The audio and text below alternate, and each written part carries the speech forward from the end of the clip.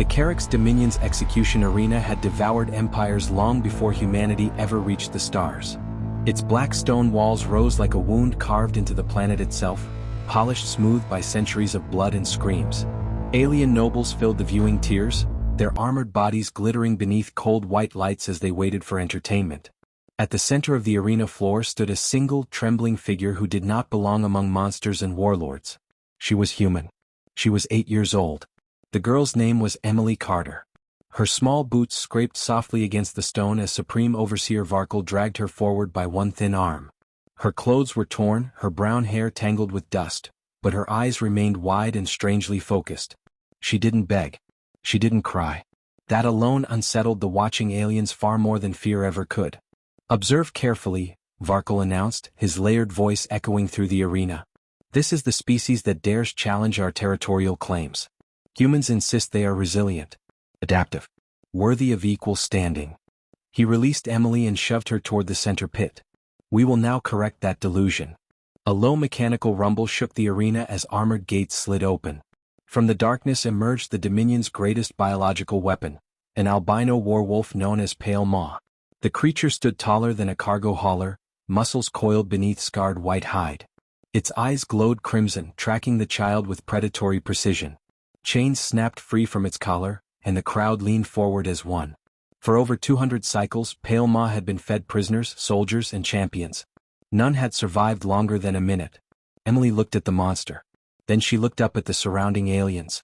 Her voice, when she spoke, was quiet but clear. "You shouldn't have taken me," she said. A ripple of laughter passed through the stands. Varkle's mandibles flexed in amusement. "Your guardians are dead, child. Your people will never reach you in time." Emily frowned slightly, as if confused by his certainty. "My dad told me not to lie," she replied. "And you're lying." The Overseer's amusement vanished. With a sharp gesture, he slammed his control staff into the floor. The arena barriers disengaged. Pale Maw lunged. Stone cracked beneath its weight as the beast crossed the distance in a heartbeat, jaws opening wide enough to crush a transport pod. The crowd roared in anticipation. Emily did not run. She did not scream. She lifted her small hand, palm forward, and spoke one word with absolute certainty. "Stop." The wolf froze mid-stride, claws screeching against the stone. The arena fell completely silent. For several heartbeats, no one in the Carrick's execution arena moved. Pale Maw stood frozen inches from the human child, its massive chest rising and falling as confused growls vibrated deep in its throat. The crimson glow in its eyes flickered, not with rage but uncertainty. Never before had prey spoken to it with authority. Never before had it hesitated. Emily's hand remained raised. Her knees shook now, but she did not lower her arm. Slowly, carefully, she softened her voice the way her father had taught her when approaching frightened animals back home. "It's okay," she said. "I'm not going to hurt you."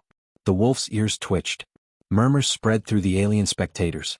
Overseer Varkle stepped forward, disbelief hardening into fury. "Attack," he commanded, slamming his staff against the control panel embedded in the arena floor. A surge of energy crackled through the metal collar locked around Pale Maw's neck.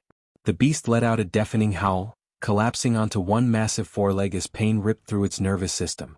Its claws gouged the stone, body convulsing under the forced agony. Emily gasped. Her fear vanished, replaced instantly by anger. "Stop that," she shouted, spinning toward the viewing platform. Tears burned in her eyes as she pointed at the Overseer. "You're hurting him." Varkle sneered. "It exists to obey. It exists to kill." Emily ran. She didn't flee from the wolf. She ran straight toward the barrier separating her from the aliens. Her fists slammed uselessly against the shimmering energy field as Pale Maw writhed behind her, snarls turning into whimpers. "You're being mean," she screamed. "He didn't do anything wrong." The arena descended into stunned silence. The crowd had seen defiance before. They had seen bravery. But they had never seen prey place itself between a weapon and its tormentor. Emily turned back to the wolf. Her small body trembled, but she stepped closer anyway. "Look at me," she whispered. "You're a good boy. I know it hurts. I know." Pale Maw's movements slowed. Its breathing steadied. The red glow in its eyes dimmed, shifting toward a dull amber as the pain signal weakened. It lowered its massive head until its snout rested gently on the stone in front of her. Varkle hesitated. That hesitation saved Emily's life, and doomed the Dominion's pride. A new sound rolled through the arena. Not a roar. Not a howl. Metal screamed as the ceiling buckled inward. Emily smiled faintly through her tears. "I told you," she said softly. "My dad doesn't like bullies." The first explosion tore the arena open to the stars. The explosion shattered the execution arena like brittle glass. Chunks of reinforced alloy and black stone rained down as emergency shields flared and failed in rapid succession. Where the ceiling had once sealed the Dominion's authority, now yawned open vacuum and stars. Hanging in that impossible gap was a human warship, its hull scorched and scarred, guns glowing white-hot. The Resolute had arrived. Sirens wailed throughout the complex as alien soldiers scrambled, weapons raised, formations breaking under sudden panic. A calm human voice cut through every frequency at once, steady and unmistakably furious. "This is Captain Daniel Carter of the United Human Coalition," the voice announced. "You are holding my daughter." Overseer Varkle spun toward the command dais, mandibles flaring. "Fire. Bring it down." He never finished the order. A single precision strike lanced from the Resolute, slicing through the arena with surgical accuracy. Varkle's control staff disintegrated in his grasp, vaporized without harming a single spectator. A second blast disabled every weapon emplacement in the chamber.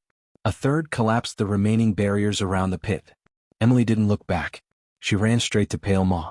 The massive wolf had collapsed fully now, pain finally overwhelming its engineered endurance. Without hesitation, Emily wrapped her arms around its enormous neck, pressing her cheek against its coarse fur. "It's okay," she whispered again and again. "You're safe now. I won't let them hurt you anymore."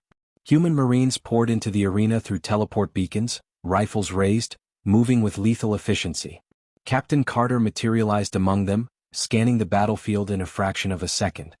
His gaze locked onto Emily, then the towering wolf curled protectively around her. Threat assessment complete. He lowered his weapon. "Medic team," Carter ordered calmly. "On my mark. Veterinary Unit 2. The wolf shifted slightly, massive head settling into Emily's lap. Its amber eyes closed for the first time without fear. The creature that had been bred solely for slaughter felt something unfamiliar spread through its body: warmth, safety, belonging. Varkle staggered backward, voice shaking. "You cannot take that beast. It is Dominion property." Captain Carter turned slowly.